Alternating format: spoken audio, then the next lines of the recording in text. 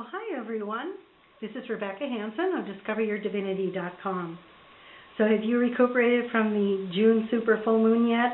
It was pretty intense. I noticed a lot of people that were feeling the squeeze and not knowing why. That's why we are so lucky, because we're able to have a sense of what's coming up, and just knowing seems to reduce the stress. But we're not done yet. July has a few surprises of its own. Plan for a very active summer. Just be sure to keep that balance and stay healthy. Jupiter has now entered Cancer and will live there for a full year until July 16th, 2014.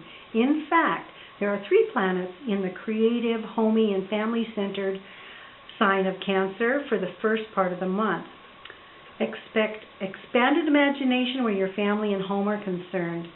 And once you're able to conquer your own emotions like insecurity and shyness, your strengths are going to appear. Strengths like a stronger intuition, sensitivity, and a loving, caring attitude. When ignored, though, you might find yourself crawling into a shell to nurse your own wounds and sulk instead of bringing forth that deeply sensitive, rich side. At mid-month, Sunday, July 14th, and 14th is an important number here, and I'm going to talk more about that later.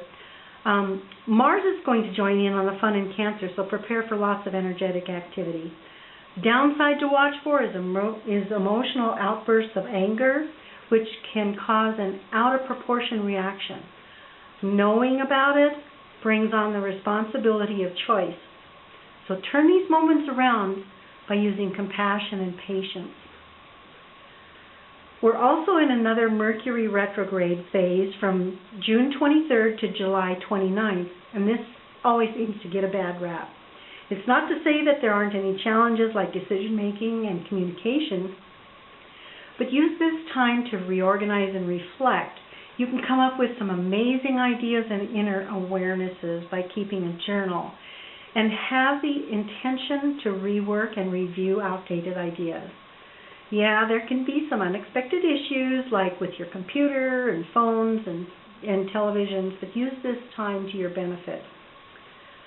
Saturn's also been retrograde in the deeply emotional sign of Scorpio, but turns direct on July the 7th.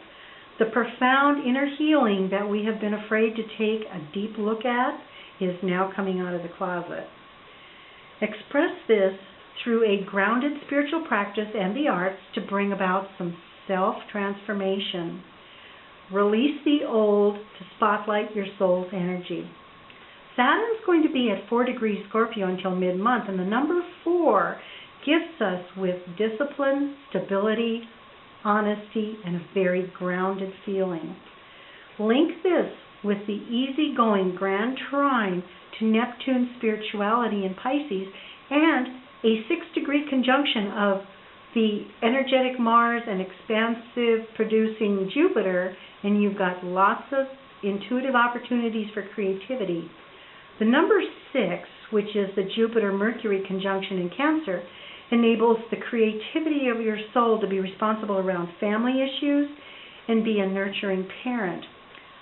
Couple this with the optimistic Jupiter and the Mars being energetic and an adventurous pioneer.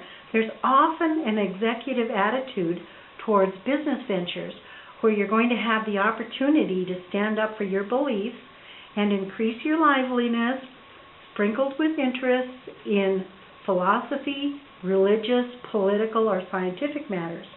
This may involve some travel and parenting a new entrepreneurial venture as well. Now, the full moon happening the 22nd. This is really interesting.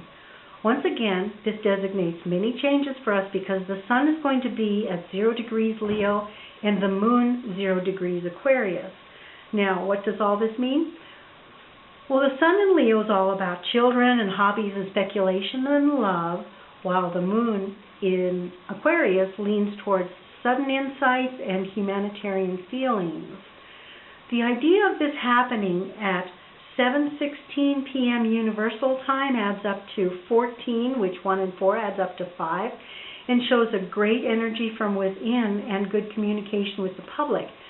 14 is the median number, and the number 5 is all about freedom, as is Aquarius, and enables the soul to communicate freely as is best expressed in the present, not the past or the future, now. Take that in for a minute. The fact that this happens exactly 0 degrees is really pretty profound. What an amazing degree for the full moon to be at. The 0 stands for all that was before creation. The God power, eternity, and potentiality or choice. It's a very mystical and spiritual symbol that represents oneness and continuing cycles. The 0 teaches us that we are at the start of a spiritual journey with unseen outcomes that represents freedom from limitations, as does the number 5, which is the total of the exact time that this takes place. This can be an incredibly powerful time to begin a journey in alignment with the inner core or your soul. 0 is a symbol of nothingness and indicates limitations from the material world, so listen to your intuition for answers. As with the grand trine in the water signs of Cancer, Scorpio, and Pisces also demonstrate. So here we have another very powerful and impactful full moon and a full month for ourselves. And I want you to take all this in, enjoy your experience, and as always, if you have any inclination to look into this further, I'm always available for readings. This is Rebekkah Hansen of DiscoverYourDivinity.com.